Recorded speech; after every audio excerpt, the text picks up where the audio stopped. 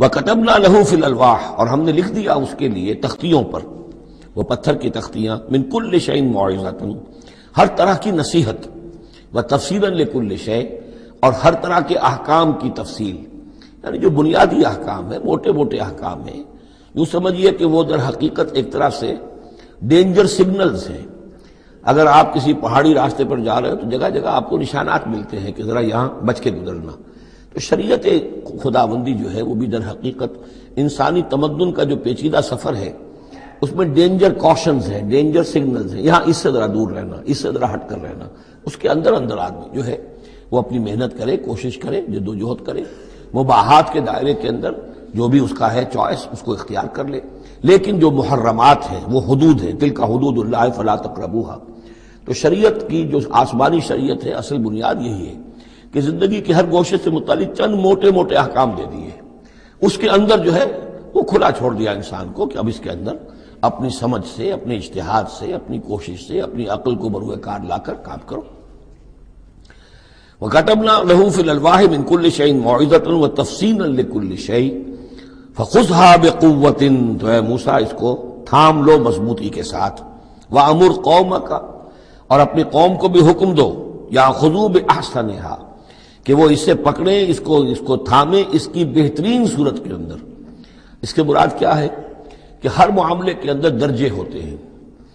آپ کو ایک چیز بتائی جا رہی ہے، اس میں ایک درجہ اونچا ہے، ایک اس سے کمتر ہے، آپ اونچے سے اونچے درجے کی طرف آنے کی کوشش کیجیے۔ یہی بات جو ہے مسلمانوں سے بھی پھر کہی گئی ہے، آخری پاروں میں ہم دیکھیں گے چل کر کہ وہ لوگ کہ جو کلام کو سنتے ہیں، یستمعون القول فیتبعون احسنہ، وہ کلام کو سنتے ہیں پھر جو اس کی بہترین بات ہوتی ہے اس کو اختیار کرتے ہیں۔ ایک یہ ہوتا ہے آدمی سوچتا ہے کچھ اور کمی والی بات ہو جائے، ڈھیل ہو جائے، رعایت ہو جائے، چلیے پاس مارکس مجھے مل جائیں، مجھے فرسٹ ڈویژن نہیں چاہیے، مجھے سیکنڈ ڈویژن نہیں چاہیے، ڈسٹنکشن نہیں چاہیے، پاس ہی ہو جاؤں۔ لیکن یہ معاملہ دین میں نہیں ہونا چاہیے، یہ معاملہ دنیا میں کرو، دین میں اچھے سے اچھا، اعلی سے اعلیٰ، جیسا کہ ہم پڑھ چکے ہیں سورہ مائدہ کے اندر، اذا اتقوا وآمنوا وعملوا الصالحات ثم اتقوا وآمنوا ثم اتقوا واحسنوا واللہ یحب المحسنین۔ ہے جستجو کے خوب سے ہے خوب تر کہاں، کیوں نہیں بہتر سے بہتر کی طرف جاتے؟ جتنا آج وقت لگا رہے ہو دین کے لیے اس سے زیادہ لگاؤ کل، اور پرسوں اس سے آگے تمہارا قدم پڑنا چاہیے، نہ یہ کہ آدمی جو ہے وہ پیچھے کی طرف دیکھے۔ وَأَمُرْ قَوْمَكَ يَأْخُذُوا بِأَحْسَنِهَا، اس کا جو بہترین رخ ہے اس کو اختیار کریں۔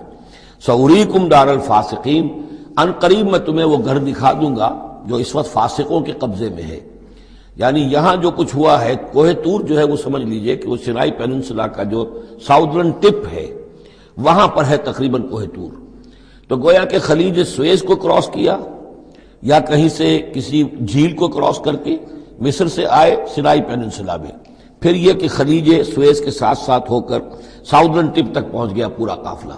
یہاں پڑاؤ رہا ان کا طویل عرصے تک، اور یہیں پر پھر حضرت موسیٰ علیہ السلام طلب کیے گئے کوہ طور پر،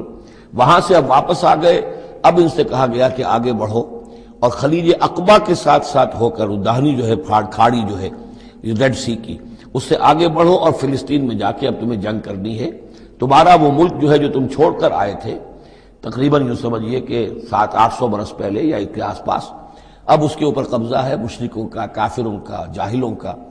اب اس اپنی سرزمین کو ان سے آزاد کرانے کے لیے اب تمہیں جہاد کرنا ہے، وہ جس کا ذکر ہم سورہ مائدہ میں پڑھا ہے،